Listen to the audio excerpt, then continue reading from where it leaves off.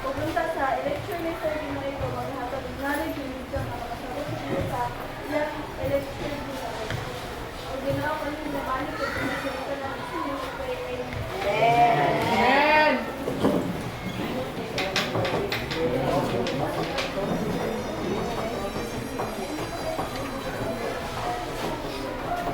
Okay, good morning everyone. Good morning, sir.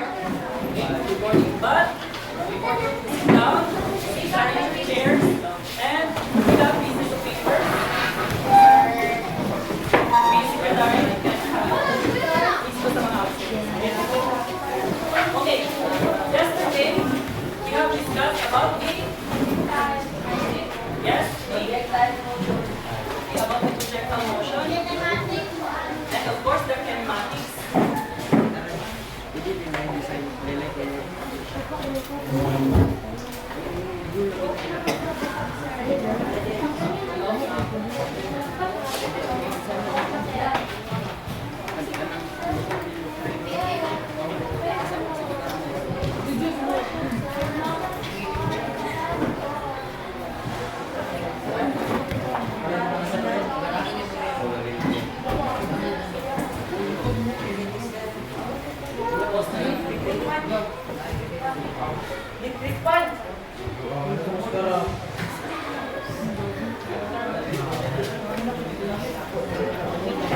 For a while lang.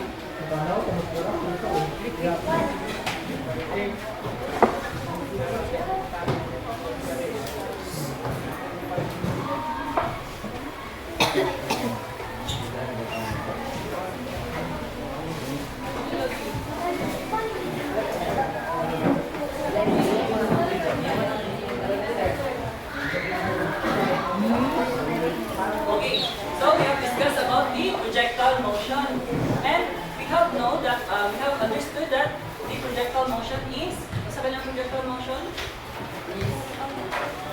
Any object that thrown and projected by gravity. The projectile motion is any object that is thrown or projected in a, ano ngayon? In a okay, in a curve-like path.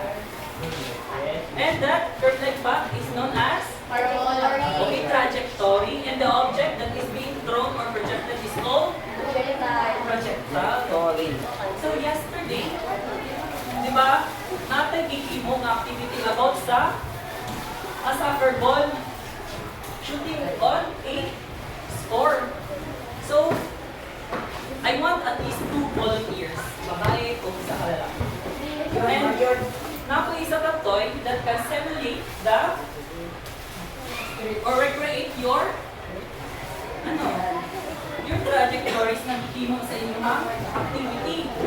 So, I want you here in front, kanyo ipakita sa inyong mga kaklase o kung saan ang inyong nabuhat na trajectory sa inyong score. Okay. Hands up kung sino ang gusto mag-volunteer. Wala? Ako, sir. Okay. Katulad sa imong ako. Oh, sa soccer ball. Kung saan ang nabuhat ito?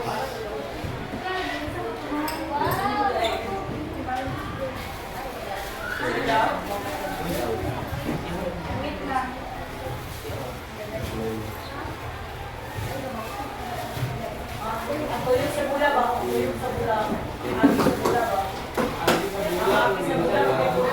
Wait lang, do. Wait lang.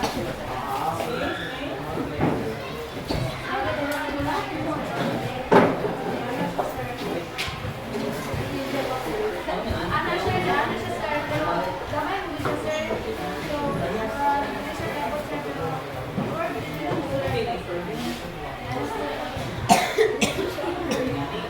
So, yung ano daw ang iyang at sa iyang bulang padulong sa soccer goal. Isa ba yung lahat drag answer? Okay. Sabi mo ang trajectory mo sa iyo.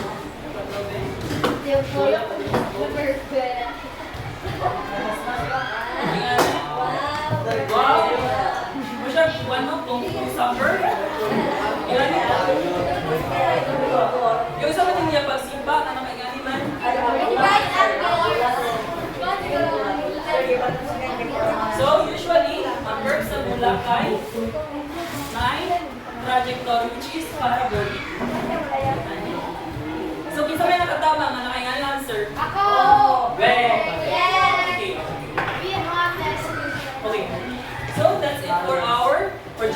motion. So now, I want you again to imagine a basketball player na nag-shoot of 3 points. Imagine. Just imagine. Now, what happens to the ball as it travels through the air? Anyone? Yan na? Hyperbeam? Yes, hyperbeam. Okay, tutumbong. The ball does not just shoot straight up, but nakain curvature. And that is why, or that is what our topic for today, why horizontal or vertical motion is very important in today's discussion or even in sports. Okay. Next, before we proceed or further proceed to our discussion, I want you to read the lesson objectives for today, in which at the end of the lesson, there are at least 85% of the students, kamo mga grade 9 students, who are able to, everybody please read. Identify the horizontal and vertical motions of a projectile. Demonstrate the concept of horizontal and vertical motion by performing a simple experiment. Appreciate the importance of horizontal and vertical motion in real-life scenarios such as sports through discussion. Mag-experiment daw mo. So karon, nana tayo duha ka groups, di ba? Group 1 and group 2. Combination is si group 1 kay 1, 2, and 3rd group. And si group 2 naman is yung 4th, 5th, and 6th group. Okay? Chicken? Nuggets. So, the first group is to observe a ball drop from a height. So, taga-diri alam drop ninyo ang ball. Okay. And the second is to observe what happens as the car rolls up from the edge of the table. So, kamoy mag-observe. And each representative of group 1 and group 2 will, yes, of course, ingon or i-answer ninyo ang tugihan or i-present ang inyong key findings at the front of the class. So, asa ang bula? Ang car, nanatay car. Ang bula na to. Excuse, asa ang bula? Bula? Okay, so wala nga tayo bulan no? Kay mang, wala lang tayo.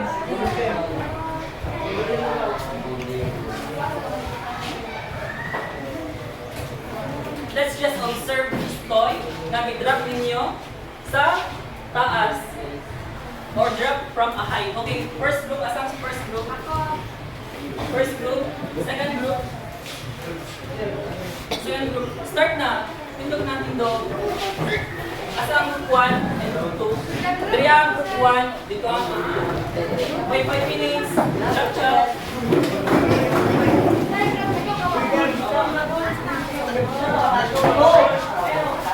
Okay, observe nyo.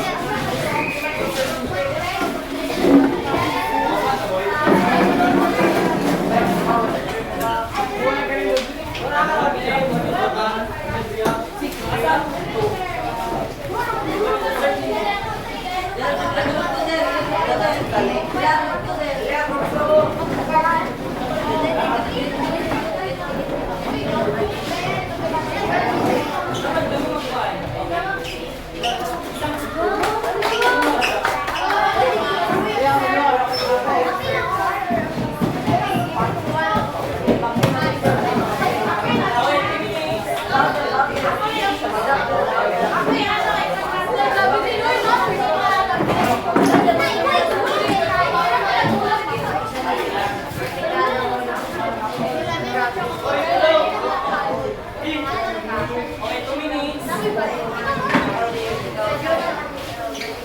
Presenting nyo 5 minutes nyo per group.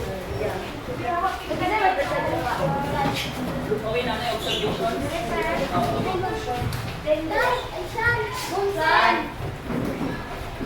Okay,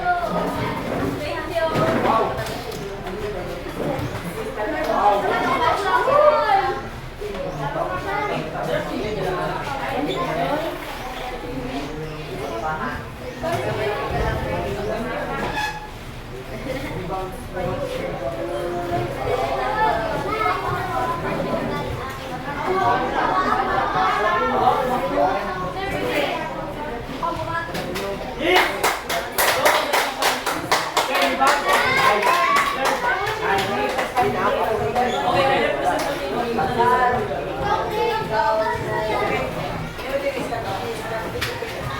Okay, balik na sa likuran na. Jump, jump.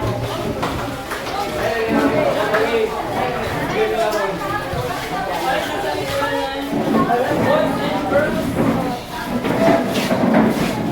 Jump, jump.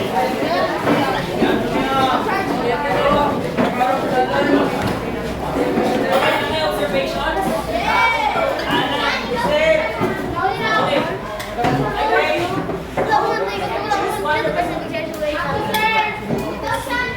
Settle down. Settle down. Asa mo likuran na? Class, nag-discuss ka. Seryoso na ito pag-discuss din ka. Wala ito ng dula. Ayaw ko pala kita. Ayaw ko pala kita. Siyan.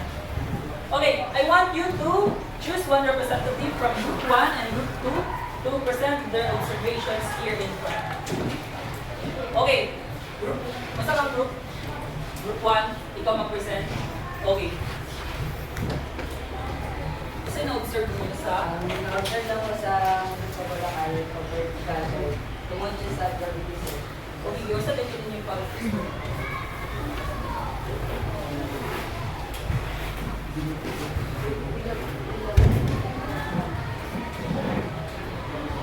Okay, tungkol sa gravity sa Earth surface, ikaw vertical ang motion sa bola. Okay, may vertical motion daw sa bola. Or sa ato ang toy. That's why na-happen. That's why the motion is reduced and the force starts to vertical. Okay, so 3 claps para kay siya. Okay. So what about group 2? Your observations? Ang observation sir kaya pagkagong sa car ba kay ni ana gud siya pa slanting kay Paslan? nadiretso man siya kay slide kaayo so pag ana niya Murag di basta siya sa kampo sir kanya ni ana siya kasi di curve siya. Okay na may curvature. So, that is for, okay na siya. And that's it for our little experiment for today. But, after that, I want you to answer these questions. So, what? Pakibasa?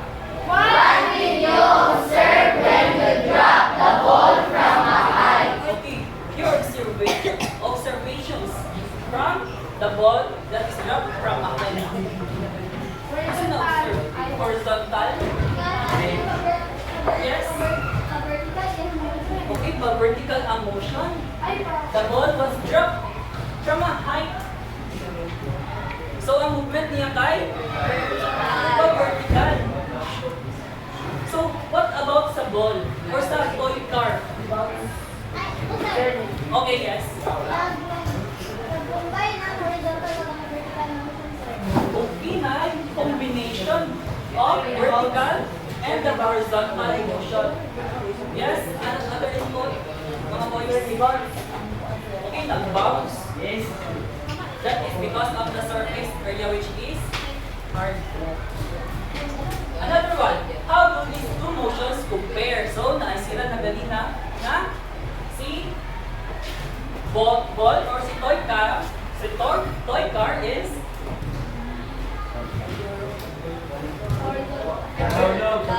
diba vertical? Only, na ba siya yung motion na horizontal? Na ba siya yung horizontal? Wala. How about si toy car?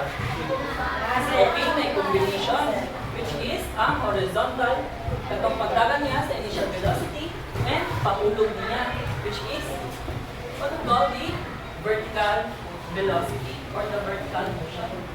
Okay na. Let us proceed to our discussion which is all about the horizontal vertical motion of a projectile. So, the horizontal velocity is dependent on the inertia and remains constant. So, unsa yung inertia? Remember pa taon sa yung inertia? Yes?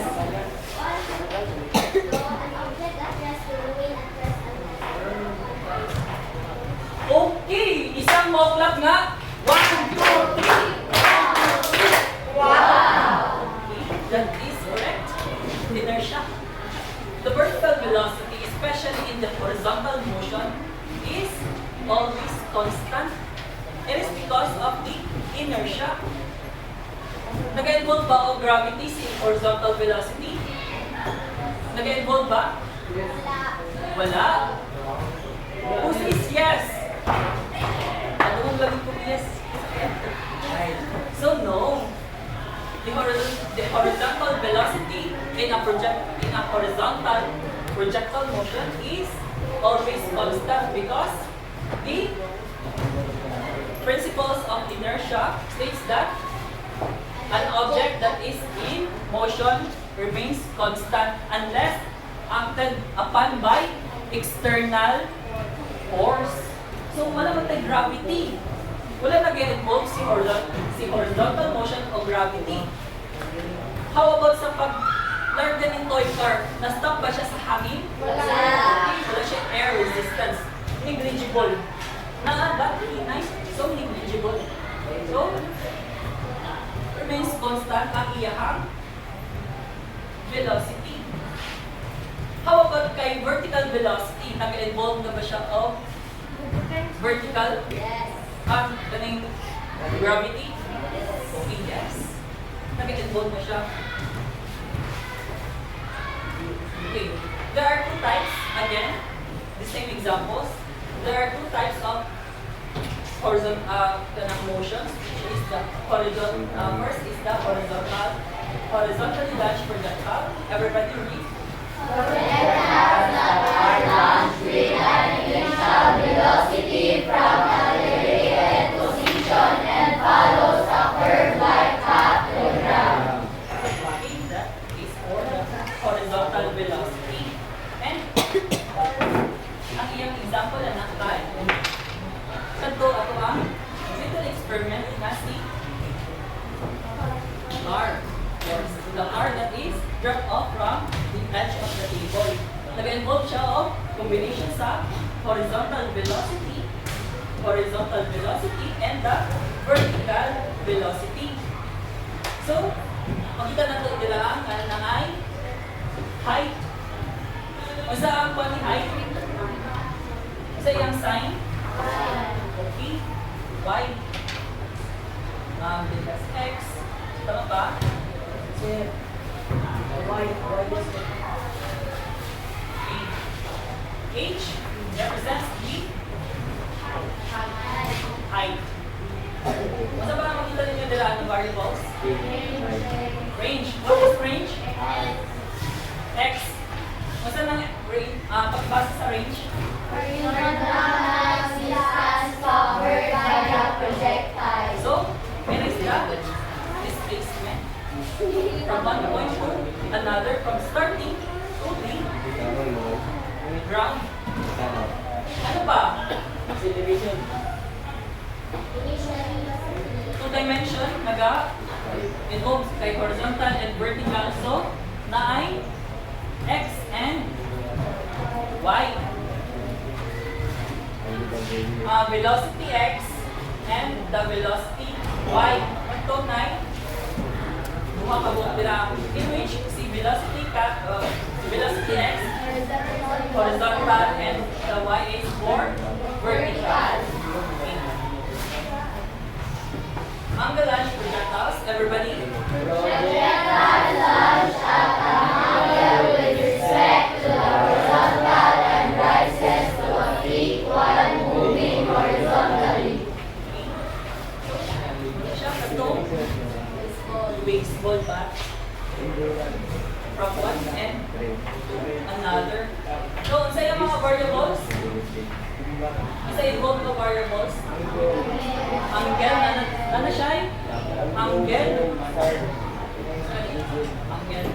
Diba na ng angle? Which is, sa definition ni Angel, A numerical value in degrees expressing the numerical value. Tapa siya yung range? Okay, the same. Kaya horizontal. Tapa siya yung x and y values. Okay, so, any questions regarding this topic? Wala? Violent reaction? Wala? Wala? Violent eh, wala nakadula. Isa pa?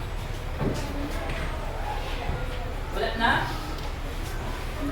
Plus, as you have observed na si horizontal velocity and si vertical velocity or the horizontal and vertical motion are not dependent to each other. So, for example, anong maiwan na ito siya nga hindi sila dependent to each other? Because of the difference in their forces. Diba? Si horizontal motion kay wala siya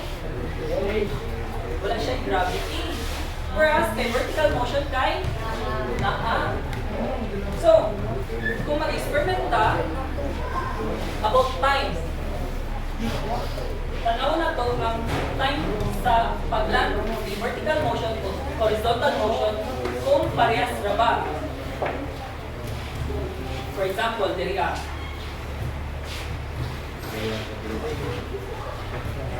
Tanawin nyo kung sabay ba silang bagsak or dili.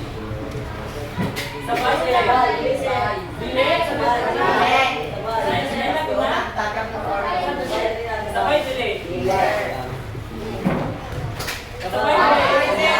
Okay. Approximately, sabay. Approximately, sabay sila. So, that is the relationship between horizontal motion and the vertical motion. Dili sila dependent to each other and vice versa. So, any questions? Shan, questions mo, Shan? Natulog na siya. Questions? Violent reactions? Wala? So, nakasagot mo?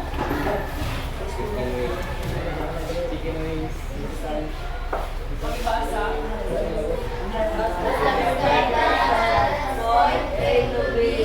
upward vertical velocity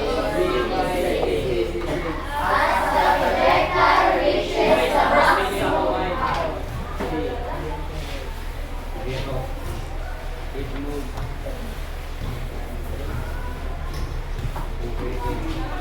Angle na siya, tapos na itong bata, dyan ka na nag-matter A, angle A, angle B, which is the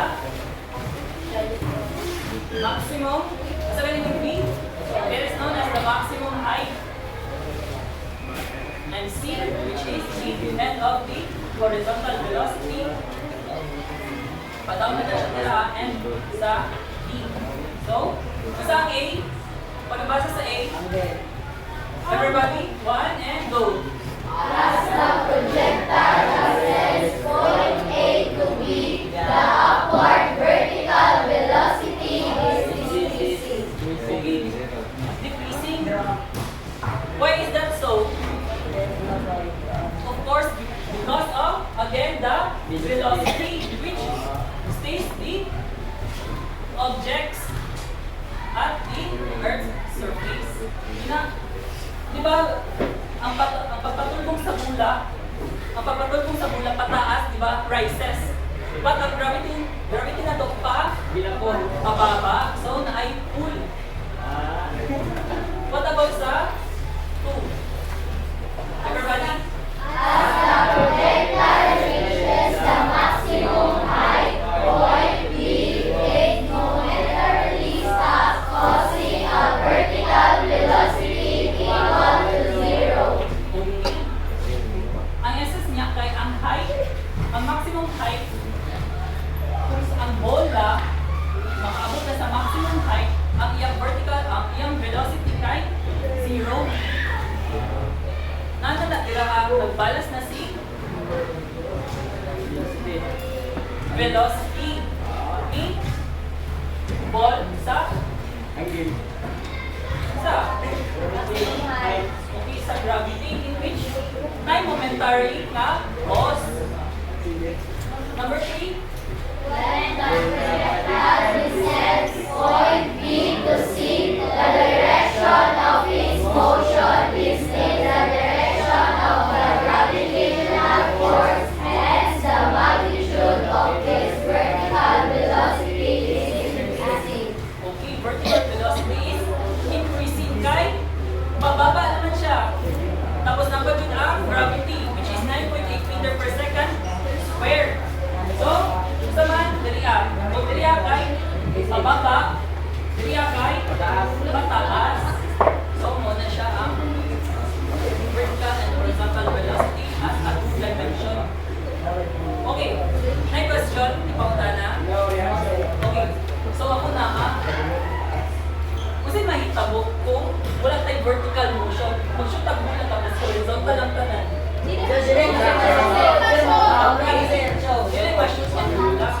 So, na-important, significant ang roles ng vertical and horizontal velocity. Okay.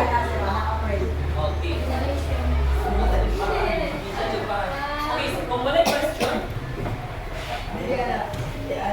natay, answer sheet din ka. I want ay by group. First, second, third, fourth, and fifth, and of course the sixth group. Kaya asiran din nila.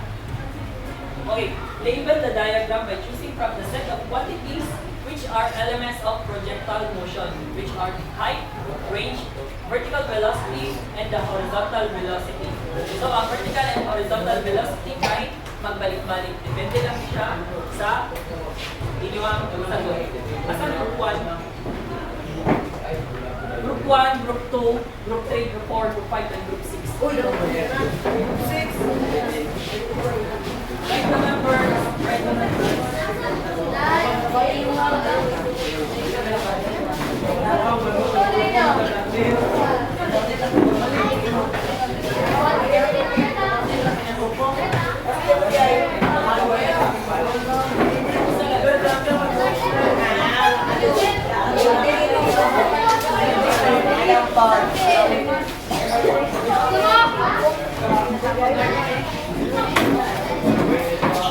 Okay, 5 minutes. 5 minutes.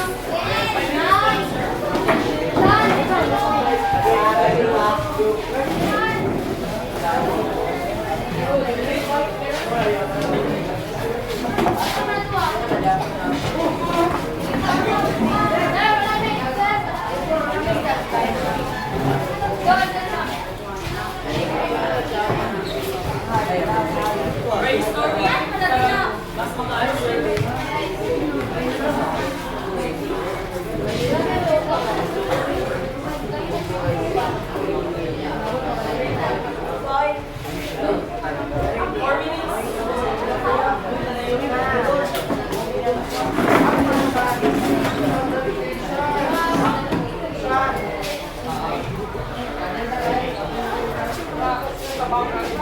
Hoy, diri ako. Wala na yun, mga ba?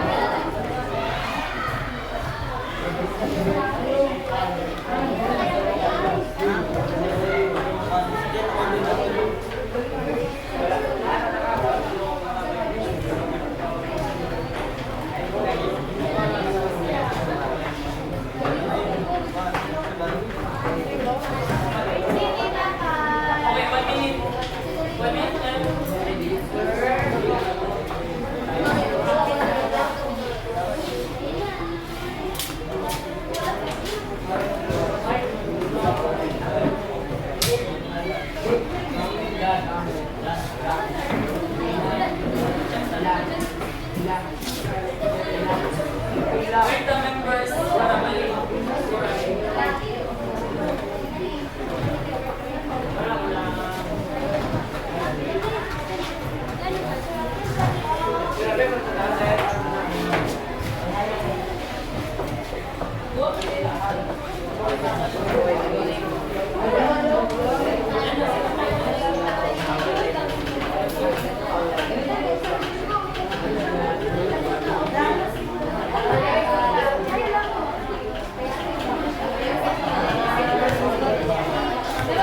Okay, check.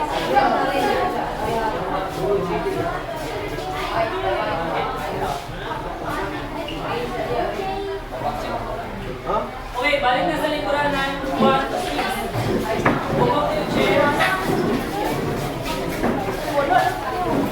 Ang papel ni Group 1, yan ang papel ni Group 2. Ang papel ni Group 2, yan ang papel ni Group 1.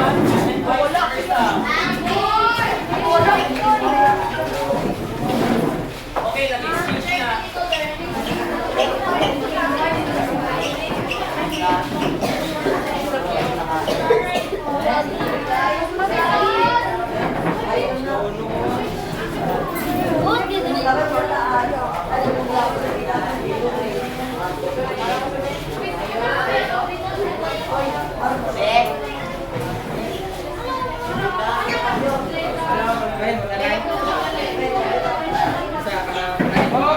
Pwede ka na.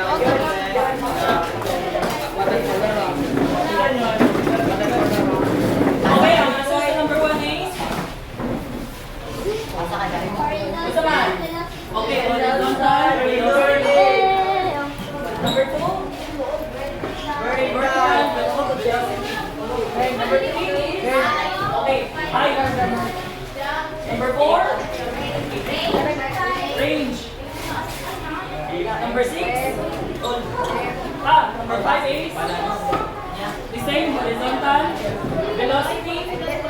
Number 7 and number 6? Okay, vertical velocity. Number 7, answer. Okay, maximum height.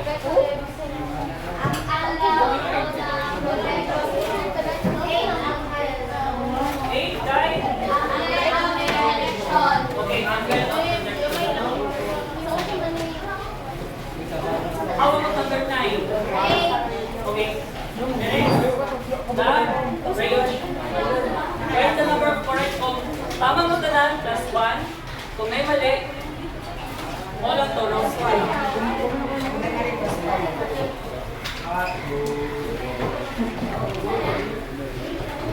Okay, pag-ihatag bali. To solidify your understanding, matay sa kalimutan.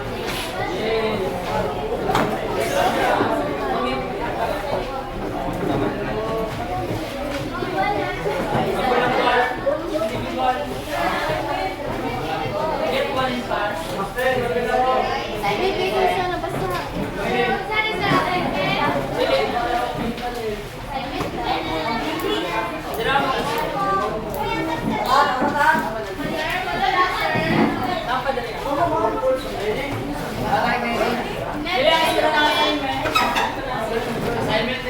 True or false? Modify true or false ang assignment kung mapa na siya. Assignment is it?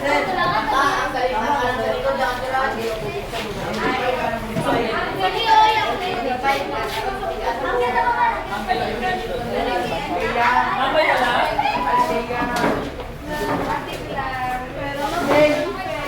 Okay? Modify true or false? Write true in the space provided if the following statement. Okay, tama na lagi. Kung naman na? If the statement are correct and if false, modify ninyo. Change the underlined word or phrase to make the statement correct.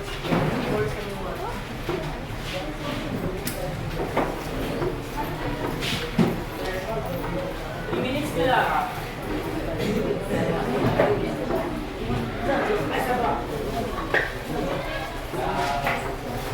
Write your names.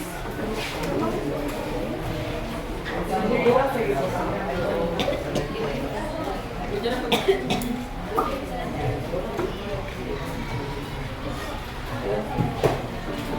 Okay, 2 minutes.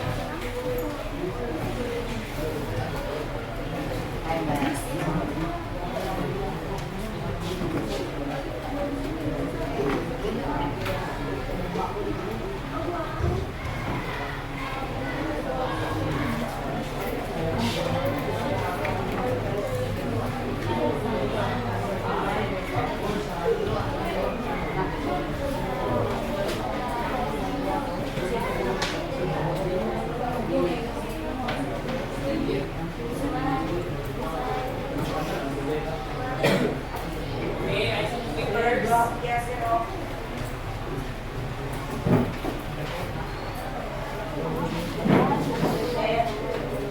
Iba na.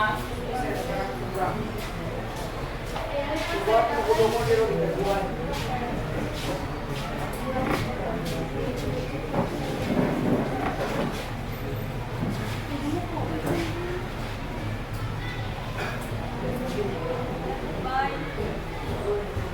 1 minute. Siguro na siya 10 na siya.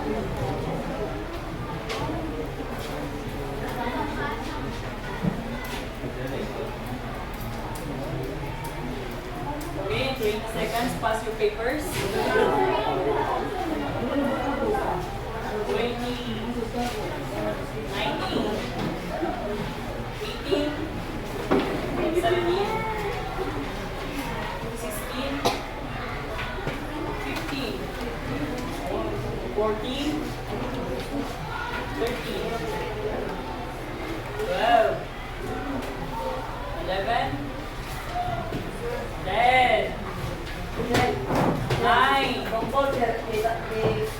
8, 7, 6, 5,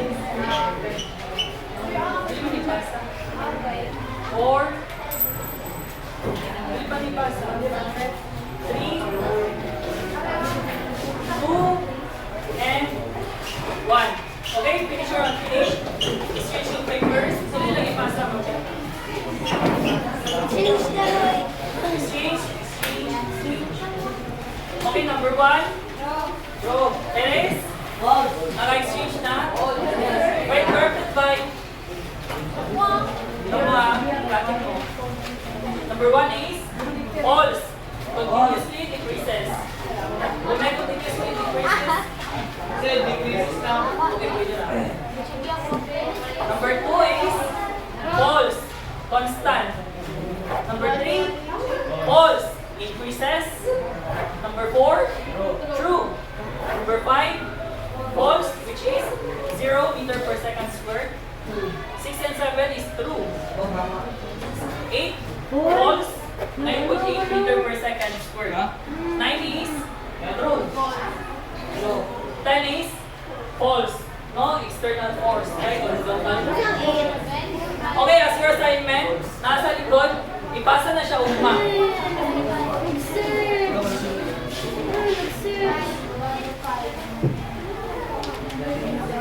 3 point each ang number or ang assignment. Okay, any questions? Wala na? Okay, tomorrow, please have an advanced reading on the kinematics of vertical velocity para makapangandam-andam sa ato ang discussion. Dili ma'am. Okay? Any question regarding our lesson for today? None? Any violent reactions?